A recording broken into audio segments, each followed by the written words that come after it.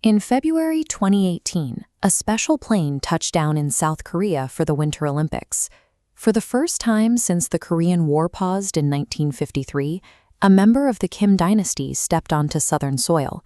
The international media was captivated. Here was a smiling, polite young woman who seemed to offer a soft, modernizing face to a notoriously brutal regime. Before this trip, global intelligence largely wrote her off as a minor assistant.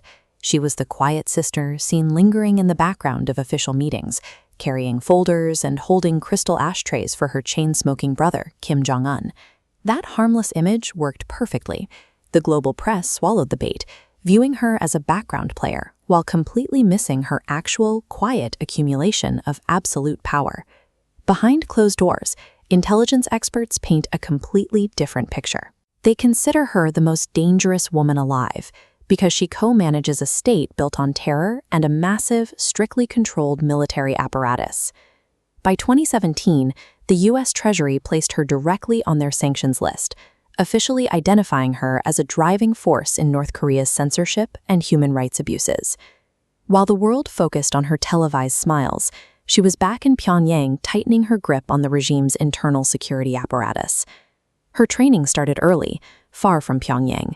In the late 1990s, she was sent to a public school in Bern, Switzerland, registered under the fake identity Pak Mi-hyung. She lived a seemingly normal life in a city apartment, but state operatives monitored every movement. Undercover bodyguards shadowed her daily routine to ensure the physical survival of the Kim family bloodline.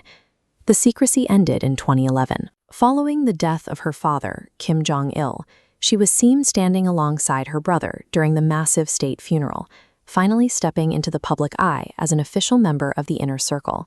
By her early 20s, she was put in charge of her brother's logistics. She planned his travel routes, selected his accommodations, and managed his immediate security forces. Dictators only hand control of their physical safety to those they trust absolutely. These early logistical assignments served as the proving ground for managing the entire state. In 2014, North Korean media formally announced her new title, Vice Director of the Propaganda and Agitation Department. This became her official seat of power. Her primary directive was to engineer public worship. She designed campaigns that gave Kim Jong-un the exact same mythological glow once held by their grandfather, the state's founder, Kim Il-sung. In Pyongyang, public relations requires bloodshed. When their uncle, a powerful official named Jang Song-thaek, supposedly failed to clap enthusiastically enough at an event, he was dragged out by armed guards and executed. Defectors and intelligence sources frequently point to Jong as the architect of this purge. The standards for loyalty became razor-thin. Reports surfaced of high-ranking government ministers being sentenced to death simply because they hesitated for a few seconds before bowing to her. Writing the state's official narrative and commanding its execution squads had become the exact same job. She soon pivoted to direct threats, issuing official broadcasts that labeled North Korean defectors as scum and dirty bugs who would pay a gruesome price for their betrayal.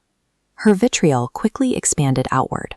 She publicly attacked the President of the United States, calling him an old man without a future, and labeled South Korea's leadership a hungry dog taking orders from Washington. In June 2020, she escalated from verbal threats to physical destruction. On her direct orders, the North Korean military demolished the Joint North-South Liaison Office, a multi-story diplomatic facility meant to foster peace between the two nations.